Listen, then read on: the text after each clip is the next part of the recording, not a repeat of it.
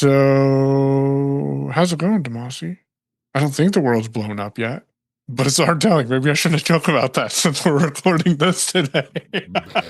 And okay, so listen, this is an episode, as Cortex puts it, this is an episode recorded out of time. So we're pre-recording this. We have no idea what has happened in between the time that we recorded this and that you hear this, because we haven't necessarily made a definite promise about when we're going to release it. It will be released on a regular day, on a Monday. Yes. For sure. Well, we haven't even made a decision about when it's going to be released. It will be sometime during the busier convention season for certain. So if we fail to mention anything, or I don't really know where else to go with that. If we haven't mentioned the thing, that has to be it, because it's still getting published. So, or yeah, we're not going evil or maniacal. Nope. Look, if something has happened dramatic that makes us having put out a show on this particular day that this show came out seems completely irresponsible and ridiculous, we didn't know about it before it happened. Is all I'm trying to say. I think that's the best way to put that, because otherwise we really get down into some weird stuff. And we ain't got that much time because Mike got somewhere to be. Yeah, I'm going to a Bits AI class at 5 that we're doing at convention. So kind of excited to see what that turns into and how others are using AI. Speaking of AI, we got some feedback. And I think we're going to talk about feedback this week, right? Yep, we are going to do a lot of our feedback that we have gotten in, and we're going to start with not Sir Robin, it's Lord Robin. Lord Robin. Christopherson. Lord Robin Christopherson. So Robin sent us a voice message. Looks like it was back in May. So thank you, for listening, Robin. If you're still listening, even though we didn't get to your feedback, again, thank you for continuing to listen. I listened to your whole feedback today, and I appreciate the depth you went into explaining a tool that has been rebranded since you sent the audio, which I'm looking at it as, maybe there's a reason we waited to talk about it. I have not played with the tool itself. I don't think Damashe has. Have you, Damashe? I have not played with it yet, and we did get follow-up from Robin about maybe a week or so ago at the time we're recording that let us know about the rebrand. And he is still listening, because he also said he's glad that I was okay after the crash. So, well, good. Thanks, Robin. We appreciate you listening. We appreciate your good wishes, as well as a few other people who have sent those in as well. But the tool definitely looked interesting. When I first got into Robin's feedback and was listening to it, I was like, oh, this sounds really cool. And then I was like, I got to finish listening to this later. But because I wanted to hear what all he, had done with it and knew was possible. Because he really got into some detail. He did. About using the tool. So, Mike has gone to the website here recently. So, Mike, you want to give people an overview of what this tool is and what it is called? It used to be called PFMM. Nope. PMFM.ai. Pay me for my AI. Yeah. Okay. Yeah. But now it has been rebranded to Cal Studio. Yes. CAL. Yes. Cal Studio. It is. Yep, calstudio.com. So, /?ref equals PMFM. I see what they did there. They want to know how many people coming from that PMFM domain. Anyways, so this lets you build your own custom GPTs, but it allows you to, and this is going from what Robin says. So I don't know how much this has changed with their rebrand, if at all, or B, if I understand what he's talking about correctly. But my interpretation is you build what they call our apps, and apps allow you to tap into GPT or other AI services, Claude, ChatGPT. I think there's some other ones included in here as well. And you can set it up to allow it to do a search for the web through the web. And you can also allow it to, or upload your own content to it. You can set permissions on the AI, so you can have people have to enter a password to access it, I believe, or you can make them public. And where my mind went to when I was listening to this is you and I have threatened since ChatGPT came out, that we were going to go and build a custom AI with all of our content and the transcripts from our content. And I've kind of done this. I think I have in the custom GPT that I think you have access to as well. It's got like 40 episodes, 30 or 40 episodes. But I wonder with this tool if I could just go get a listing of all of our transcripts and the show notes for the episode and just throw it all at one of these and then add to that non-existent website a edit field that someone could go say, when did Damashe say he was joining the vendor program? And then it could go and search through all the transcripts and say, Damashe said this on episode 63 or something like that, and then give them more details and they could ask questions based on the content. That's the way I interpreted it, but also how Robin made it sound is you can join this service. You can use it in replacement of paying for all of the other AIs. And that had me intrigued. I'm like, if it's a unified interface and something I can easily navigate, and I can tap into Claude, or I can tap into Copilot, or I can tap into OpenAI, might be worth it. So I am going to set up a free account and play with this a little bit and share eventually down the road after this episode comes out more about what I think of it. See, that leaves it open, so I have some time to do this. But no, I'm laughing because now if you try it in this coming week, you can't really talk about it the next time we record because it won't make sense to anybody. Yeah. But we could hint at this. What do they call it? Out of time or yeah, it's episode out of time. So like this is completely not going to. And maybe doing feedback was a bad way to go about doing this, but we have been promising to do the feedback for a while, and we do have quite a bit of it built up. So once again, thanks to Robin. We do have a couple of more bits of feedback from Robin that I'll get to here, but I'm going to try to work my way forward from some of the older stuff. Some of this we may have mentioned. I definitely remember having a conversation with Mike about this. I just don't think we were recording, so we may not have that episode unless the NSA decides to release it. However, if they do so and they make money, I'm going to sue. So, from Sir Scout, who has been a long time listener, he had a question about Graph. So he had a few things in here, but we'll start with Graphene OS. Now I mentioned Graphene OS a while back, putting it on a Pixel. Graphene OS is an alternative. I'm going to say ROM. That might not necessarily be the right way, but I'm old, and back in the days of early Android, used to flash your ROM with different I think it's still OSs. ROM. Yeah, it probably is. But just in case it's not, I'm just telling people. So you know. Yeah. There's not a whole lot of that still going on in the Android community. Definitely, it's kind of like jailbreaking in iOS, like that is slowly kind of tailed off from being a thing. Flashing custom ROMs on your Android phones is seem to be a less and less kind of, I don't say mainstream, but people who I know that were doing it, including myself, aren't doing that thing as much. You may still have people poking around. But Graphene OS is a custom ROM that is based on, so they start with the core of the open Android project, Android Open Source is AOSP. Yeah, there we go. Android Open Source Project. And what their goal is here is to make a much more security focused and privacy focused custom ROM for your Pixel. And right now they only run on Pixel. They say they only intend to continue running on Pixels because it's easier to deal with. Because you kind of know what you're getting with Google. You can track that down or whatever. You're not trying to support all these weird phones. Like, oh, this doesn't show up right on my Samsung Galaxy. Like, they don't want that support headache. But generally also Pixels out of the box have less stuff you have to try to deal with to get it off, right? That's the most purest form of Android you're going to get outside of using the open source version yourself and building it.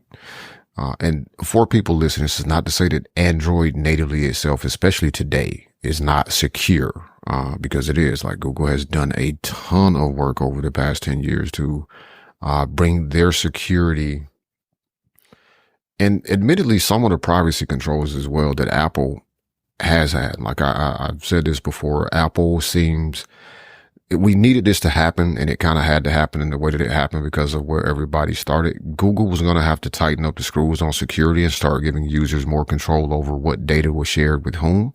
And Apple was going to have to loosen up some APIs and access to allow people to do more flexible things on their device, because everybody is now walking around with computers in their pocket and they expect to be able to do things.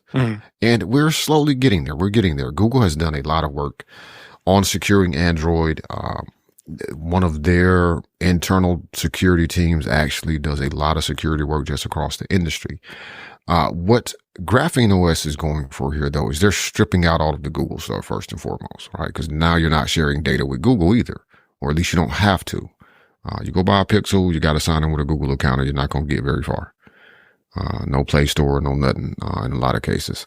So you are still sharing data with Google. Graphene OS is just out of the box. They don't even have an app store. Like, they suggest you go use F-Droid or one of the open source app stores. Maybe Aurora. Is that what that one was called? Which I never heard of until, the BS3. But, they have added some security features to the operating system that Google doesn't natively have in Android, such as trying to do their best to prevent tracking based off your IP, or trying to fingerprint your device, different things like that. And you can read all about it at Graphene OS. That's GRAPHINEOS.org.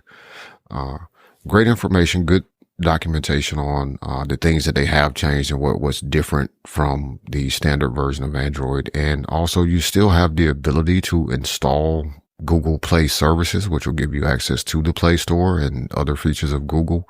But they're very heavily sandboxing Google, which means they say some stuff may not work as expected. I haven't encountered anything in my usage of Graphene OS that relied on Google services that didn't work out of the box. So like, I, set up the Play Store and signed in and downloaded apps from my account and ran betas of certain things that I probably shouldn't mention the name of, but Mike would know about, on Graphene OS.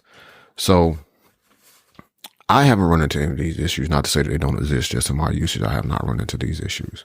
So for those of us who want to go use some Google apps, or there are apps only available in the Play Store that you want to use, you can do that. They're still heavily sandboxing it. You have to be somebody who's really serious about their security to take this route. As a blind individual, you are going to need some assistance of some sort to get the ROM flashed. You can unlock your device and get it to that point where you need it to be to install it, but you're going to need some sighted assistance of some sort to make the right selection options on your screen after reboot and then boot into it.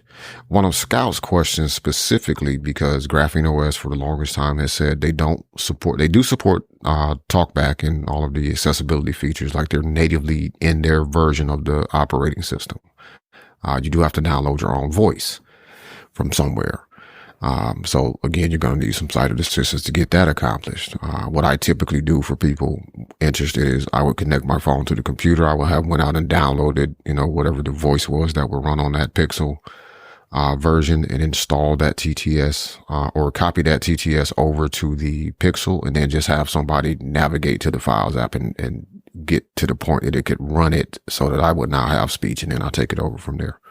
The one major problem with Graphene OS for a while has been, they don't support, or they didn't support, running the TTS after reboot until you unlock the phone, right? So once you unlocked your device, your TTS will pop up and start talking. But before you unlocked it, you had no speech. TalkBack is actually running, but the voice app couldn't, the TTS couldn't run. Yeah, because it didn't have permission until the device was unlocked. There you go. Well, they recently announced, I don't say they announced it. I saw it somewhere poking around here recently, that they now have direct boot support. So that means your TTS can talk before you unlock your phone for specifically eSpeak NG. Watch the bot, and the bot will drop a link. I better set a reminder for that, because I can't just randomly drop that link tomorrow. People are like, what is this guy? I mean, you could. We did warn people that the bot drops random links.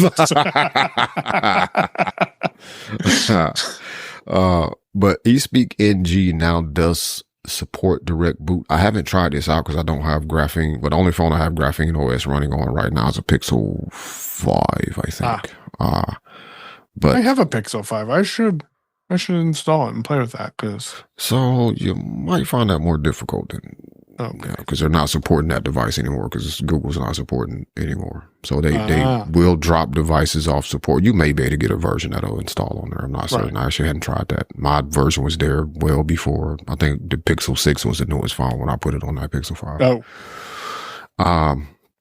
But I will break out that Pixel and nope, I can't update to the latest version though. So I can't tell you if it'll work because I can't run the latest version of Graphene OS because they're pretty closely in lockstep kind of with what Google is doing. They do pull down some of the improvements from the upstream version of Google's Android releases. But supposedly now we have the ability with eSpeak NG specifically to have your screen reader, have your TTS able to speak after a device reboot, which would make it a whole lot easier to unlock your device instead of doing what I did a lot of time, which is like vaguely tapping the area where these numbers were and hope I got it right. And sometimes I would and sometimes I wouldn't. And I'll come back and try this again later. But with that, I think it does make it more of a viable option for using it on a daily basis. Because honestly, from my perspective, nothing I used on Android, and I mean apps, features, capabilities, didn't work, worked fine on Graphene OS. Their browser that they have customized is called Vanadium. It is very privacy focused. It basically is, think of Brave kind of, without conflicting interests. Okay.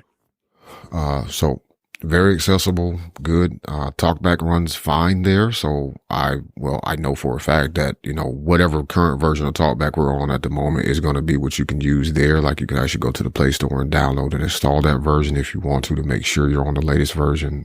So you get all of the enhancements that we've got from TalkBack.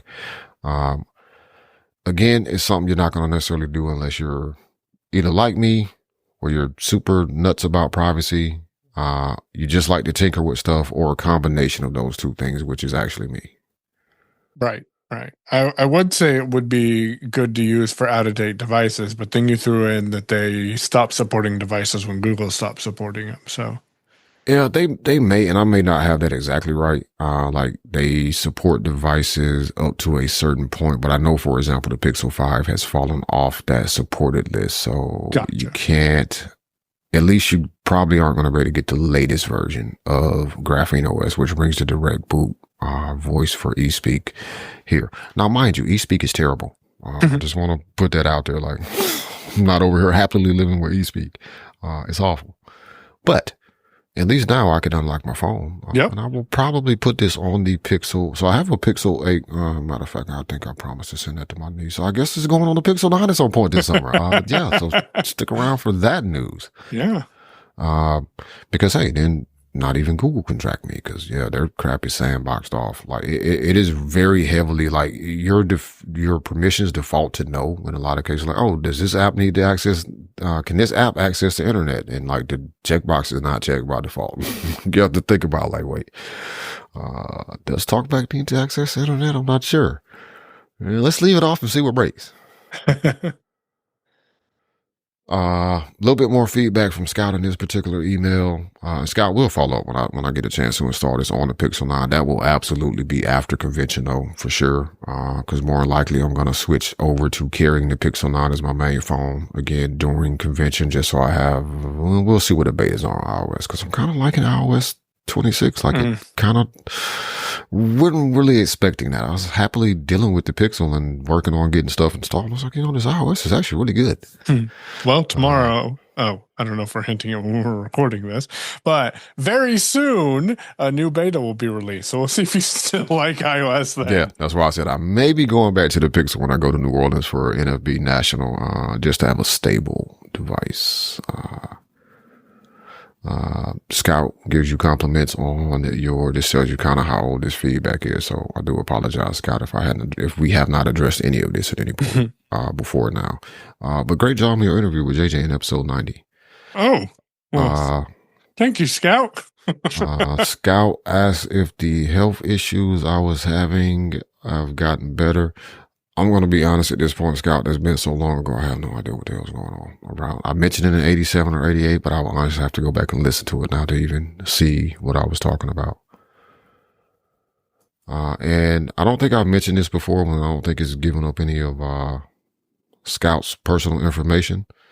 But he is a ProtonMail user. So, Scout, what I want you to do is write in and tell us about, send us some feedback about ProtonMail and Proton Drive. I'm specifically interested in if you have used this at all. I have not used any of the Proton services at this point. But they seem to be growing, and Yes. Paul the Rot from Windows Weekly speaks very highly of them. But I just haven't taken a look at it yet. I'm seeing more blind people using ProtonMail too than I think I've seen in the past. So I have high hopes. So yeah, let us know, Scout. Yeah, maybe I'll run my business on ProtonMail since I haven't went and set up workspace. All right, moving on.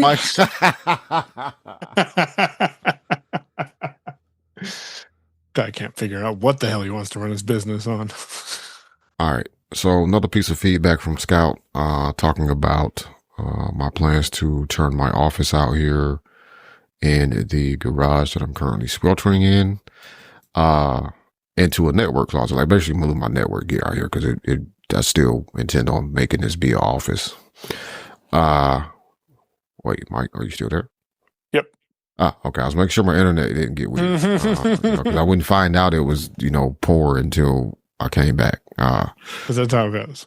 That's how it goes, because Zoom makes a lot of sense. I do still intend on keeping this as an office. I just want to move my networking stuff out here for several reasons. One, it gets it out of the house, clears that corner out because it's kind of sitting out in the open. And this, ensures that when little nieces and nephews and whomever's come over, or cats, are not screwing with network stuff at all. Because, listen, that rack of stuff over there really ain't cheap. Like, it really ain't cheap, including the Mac Mini. So, Scout's question/feedback here about this was, it depends on how hot it gets in the office and, like, what's the temperature, maximum temperature. Most of the stuff that I have, and you can generally find this information by just looking at the specs of what your network, what the gear is that you're looking to store somewhere, what its max temperature is, what the minimum, what's the maximum temperature and the lowest temperature that it can operate in. Most of my stuff will work fine out here regarding that, because it's not going to get above like 120, 140 degrees Fahrenheit out here. Right. So that all of that stuff would kind of be fine, and it wouldn't get below 0 degrees or whatever.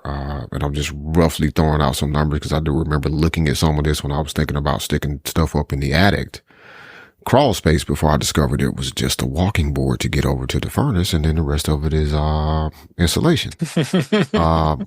And I thought about when I stuck my head up there to find that part out, was like, is it worth me trying to set something else up here? And I was like, oh, well, I wonder how hot it actually gets up here in the summer. Never mind. Let me go look at the tolerances for this equipment. So, that is kind of how that goes.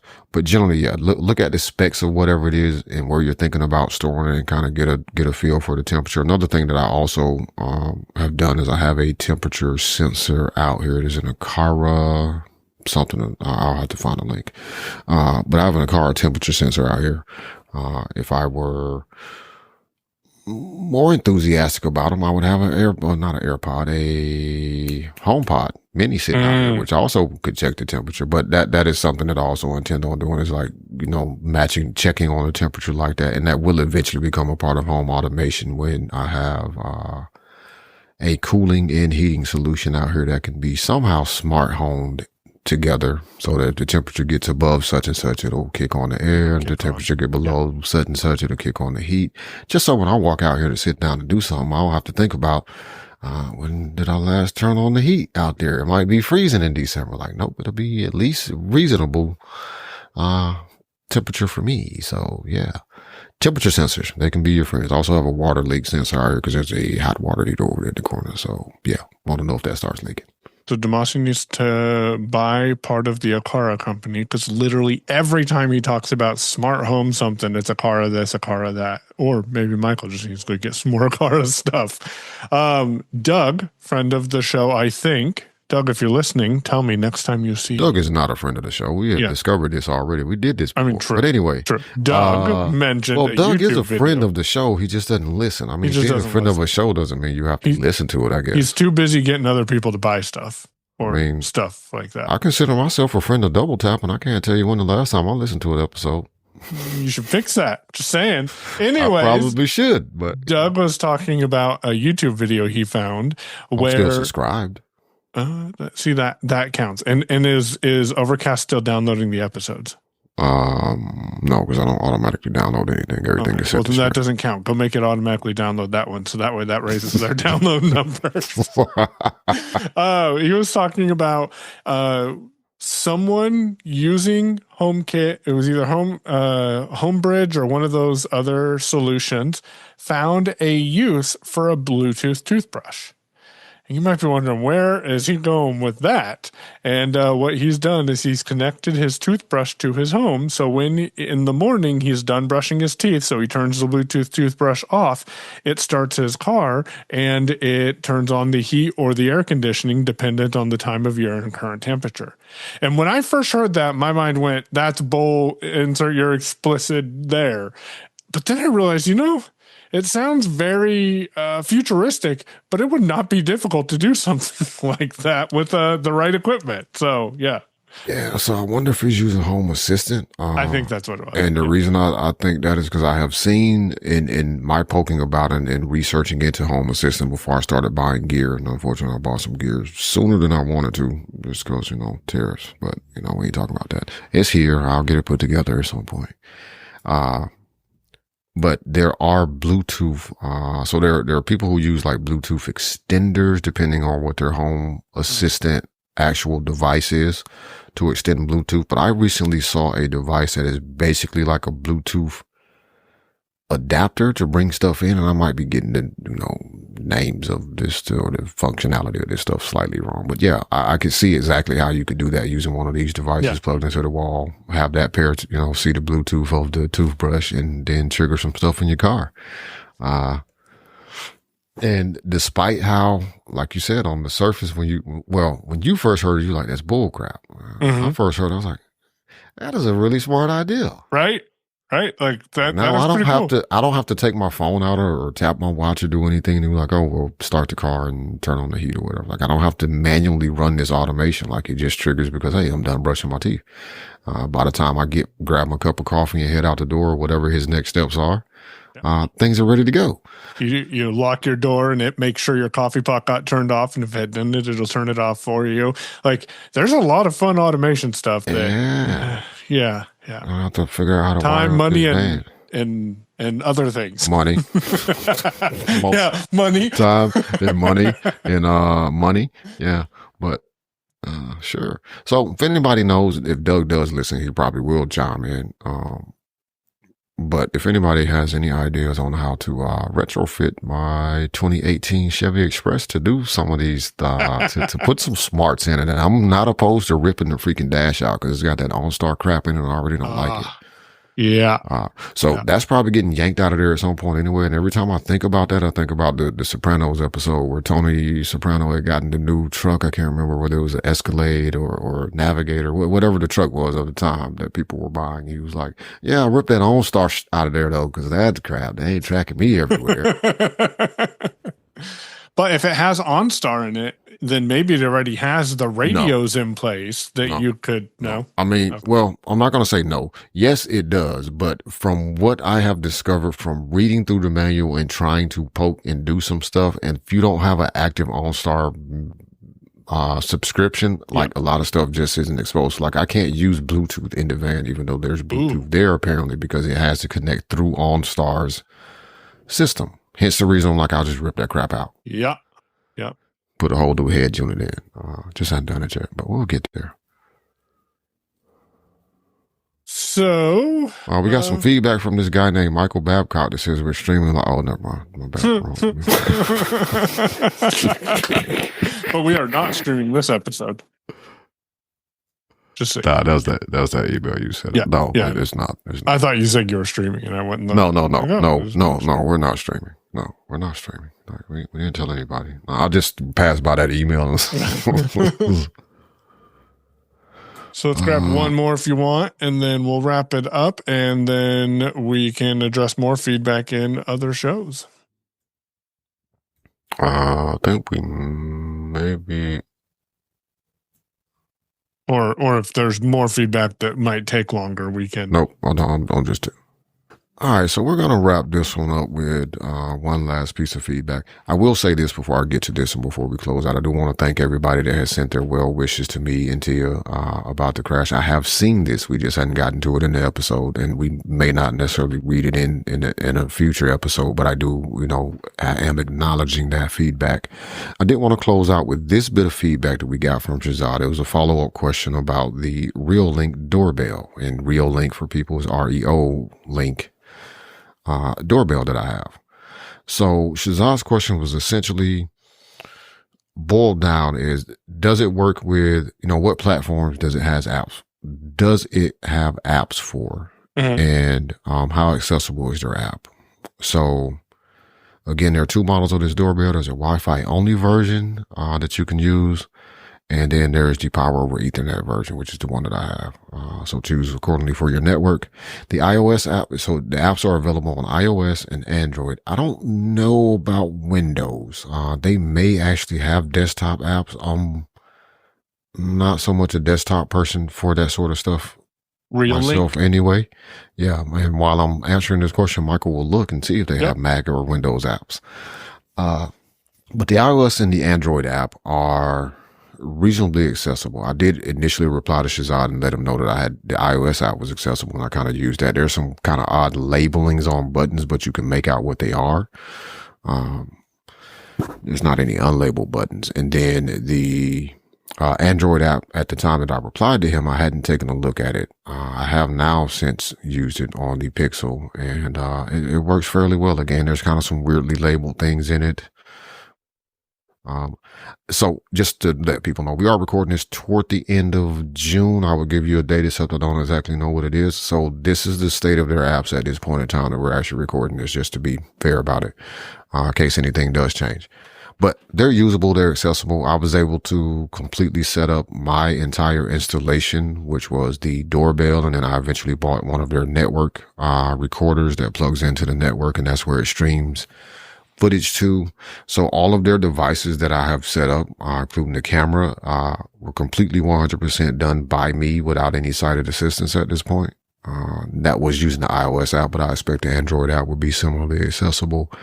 Reolink for me now, I don't know, all joking aside, if tariffs are going to or have started to affect their prices or not. One of the reasons I personally chose Reolink is because they're one of the few companies that had very high quality cameras, so 4K resolution, high megapixel counts, night vision, capabilities. So you could pick up recordings at night, and different features that were very comparable to some of the higher end stuff from Ubiquiti. There's actually a couple of people I've seen YouTube videos that were like, they've done comparisons, and like, there's not a $200 difference between the Reolink doorbell video quality and the Ubiquiti doorbell video quality. There's a $200 difference in the price at the time, but there's not a $200 difference in the quality. So, and they're one of the few companies, including Ubiquiti, that it is pretty straightforward and also kind of expected that you're going to manage your own recordings in some sort of way. I think there is a micro SD card available for the Reolink doorbell itself. I know the camera that I have does also have a micro SD card slot for storing footage. But it's kind of expected you're going to stream this to some local device of your own. You're going to handle your recordings. They're not requiring your cloud, and you have to figure out how not to use their cloud. I do think since I first bought my first camera from Reolink that they have introduced some sort of cloud service. I actually hadn't looked into it because Again, I'm not interested in anybody's cloud. Mm-hmm. They're not HomeKit compatible out of the box. Neither are the Ubiquiti cameras. However, there are Home Bridge plugins if you're using Home Bridge. There are plugins for Home Assistant as well. And there is a controller app on Windows. I have not found one for Mac, but it does look like there is one for Windows. All right, so there you go. And there's also an app called Scripted that quite a few people have used with Reolink to get it into HomeKit as well. I poked at that app and very quickly just got frustrated and just killed it. And I was like, whatever, I ain't got time for this. But I also knew my future was going to encompass some home assistance. So I was like, yeah, screw this. But Scripted, for anybody looking, is SCRYPT ed.app. We'll get you there. But that's my feedback on the accessibility of the apps. Again, some kind of weirdly labeled buttons in some areas, like the live view when you want to view the live stream of what's happening on the camera. Is like, live button 2 times down, right? But that's the live button, right? It's just got a little extra words in it. Mm-hmm. Again, don't know if the tariffs have affected their prices, but the other thing is like they're pretty reasonably priced, man. Like the camera I have that's wireless is a 4K 360-degree camera, so it rotates, it tilts, it has like an IR blaster or some means of showing up at least somewhat of an image at nighttime. I don't know how good that is because of course I can't see it. It does have a light on it. It has a 2-way microphone so you can yell at people, what are you doing over there? And they can say, oh, I was just trying to find my dog. And you can hear all of that. So there's 2-way conversations with it. And I'd literally pay like $150. Oh. I knew we couldn't go one day without his internet cutting out. Yeah. Are you there? You can't hear me. I can hear you now. Oh, wait, no, hold on.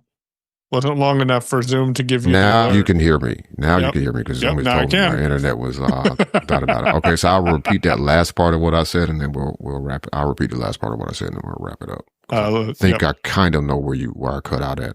At 150. Oh, I spent about 150. Okay, so I can skip over trying to remember all those features. So, and I didn't pay more than $150 for this camera when I bought it. Now, granted, it was on sale, but still, we're looking at a comparable camera from Ubiquiti is around $350 to $400. $354 plus. Yeah. Yep. Mm-hmm. So, yeah, and I looked. I'm the Ubiquiti guy. I mean, I look too. That's how I know. Like, I'm not making up numbers. I looked and I was like, "Are you out of your mind?" Yeah. So, and I like Ubiquiti gear, and hey, that would have been hella easier to, just integrate with my network by installing the surveillance app or whatever it's called on their system. We'll leave people with this. I am really seriously once again considering a, Synology. Nothing's going to happen in between now and the time this episode comes out for sure, but I'm thinking about it. So if people have feedback or thoughts on the Synology NAS, we would like to hear them. Again, if you have any ideas on retrofitting my Chevy Express 2500 so I can automate it and have it crank up and adjust the temperature when I'm done brushing my teeth, I will go buy a Bluetooth toothbrush to make that happen. I think Mike can't hear me again. Oh, no, I can hear you. Oh, okay. Mallory just pulled in, so I was listening to what was going on out there as well. Oh, that's such perfect timing. See, look at this. It is. All right. It is. See? All right, people. With that, we're going to close out this week's episode because this problem has been solved at this point, so I won't even mention it. But all right, thanks to everybody for listening. I can't give you an episode number because we haven't determined when we're going to release this, but we do appreciate you listening. Thanks to our tip jar subscribers. We appreciate it. I really want to thank that wrath of subscribers that came in after I complained about how hot it was in my office. We really appreciate. I appreciate you, man. I'm cool right now. Thanks to everybody who listens, though. Share the show with a friend. Don't hesitate to send us feedback. feedback at technicallyworking.show. I do read it. Just sometimes forget that we were supposed to put it in the show is what happens. But I have read all of this prior to today. So thanks everybody for your feedback. Again, thanks for your well wishes. Tia is healing up very well. I am healing up very slowly because I don't have the ability to lay down and sit still right now. But we're getting there. At this point you're hearing this, you'll probably be, driving me nuts. He's on Mastodon at Payon, Payown, at dragonscave.space. I am Damashe, Damashe, at technically.social. And follow the bot, TW, at technically.social. And you can use the hashtag technicallyworking on any social media platform you choose to use it on. But we'll only see it if it's on Mastodon.